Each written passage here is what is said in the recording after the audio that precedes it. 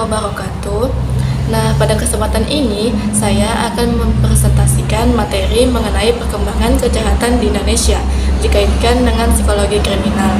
Pembahasan ini mengambil penjelasan dari berbagai jenis kejahatan modern yang terjadi di masyarakat serta bagaimana psikologi kriminal melihatnya. Kejahatan di Indonesia berkembang sangat cepat seiring perubahan sosial, teknologi, dan ekonomi. Sekarang, kejahatan tidak hanya berupa kejahatan konvensional seperti pencurian atau perampokan, tetapi juga bentuk-bentuk yang lebih kompleks seperti korupsi, kejahatan korporasi, hingga kejahatan lintas negara. Psikologi kriminal membantu kita memahami mengapa seseorang melakukan kejahatan dan bagaimana karakter pelakunya sehingga penanganan bisa lebih tepat. Nah, kejahatan yang pertama di sini saya akan menjelaskan kejahatan kerah putih.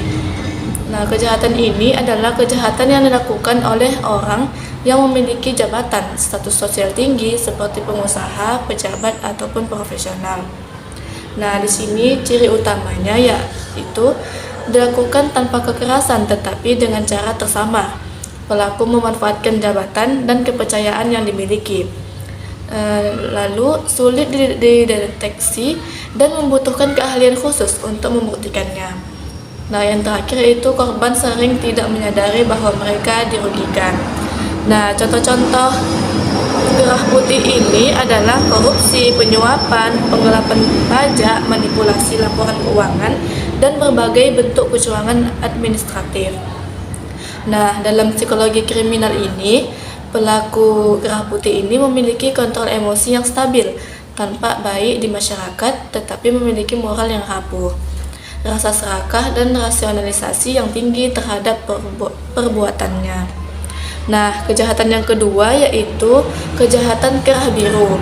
Nah, kejahatan kerah biru ini berbeda dengan kejahatan kerah putih yang dilakukan oleh orang dari kelas sosial menengah ke bawah dan biasanya merupakan kejahatan konvensional yang sering muncul dalam pemberitaan.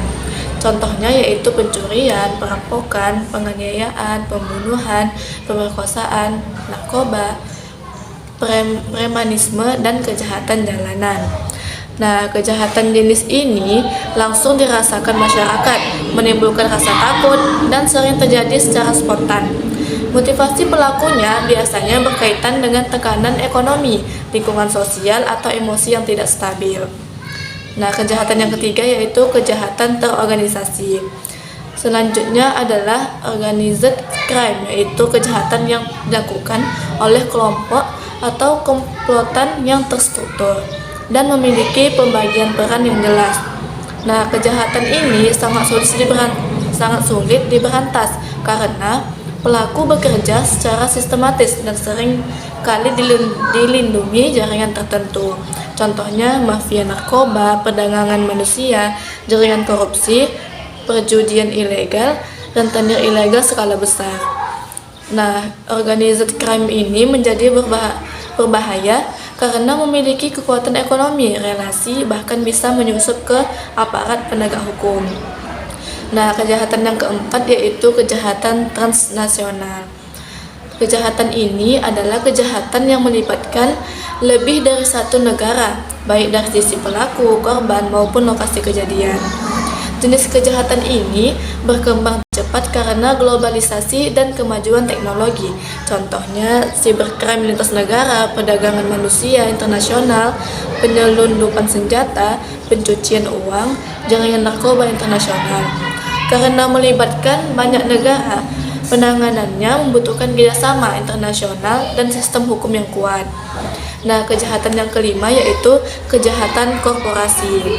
Nah, kejahatan korporasi ini adalah kejahatan yang dilakukan oleh perusahaan atau organisasi bisnis. Biasanya atas nama keuntungan perusahaan, contohnya manipulasi laporan keuangan, pencemaran lingkungan oleh pabrik, pelanggaran standar keamanan produk, monopoli atau kartel bisnis, eksploitasi tenaga kerja. Kejahatan ini seringkali tidak tampak di permukaan, namun dampaknya sangat besar bagi masyarakat, lingkungan, dan ekonomi negara. Nah, kejahatan yang keenam yaitu kejahatan tanpa korban. Jenis kejahatan ini disebut tanpa korban karena pelaku dan korban bisa saja orang yang sama. Contohnya perjudian, penyalahgunaan narkotika, prostitusi, konsumsi alkohol ilegal. Namun banyak ahli menolak istilah tanpa korban karena pada kenyataannya kejahatan ini tetap menimbulkan dampak sosial, kesehatan, dan moral dalam masyarakat. Nah, kesimpulan dari seluruh pembahasan ini dapat kita simpulkan bahwa perkembangan kejahatan di Indonesia semakin kompleks. Ada kejahatan yang dilakukan oleh individu, kelompok perusahaan, bahkan jaringan lintas negara. Psikologi kriminal ini membantu memahami motif dan karakter pelaku, sehingga upaya pencegahan bisa lebih efektif. Penanganan kejahatan harus bersifat komprehensif, tidak hanya berfokus pada kejahatan jalanan, tetapi juga pada kejahatan besar seperti korupsi, kejahatan korporasi, dan kejahatan terorganisasi. Nah, yang terakhir yaitu sebagai masyarakat, kita harus meningkatkan kesadaran, ikut mengawasi, serta mendukung penegakan hukum agar tercipta lingkungan yang aman dan adil. Baik, demikian pemaparan dari saya. Saya akhiri, wassalamualaikum warahmatullahi wabarakatuh.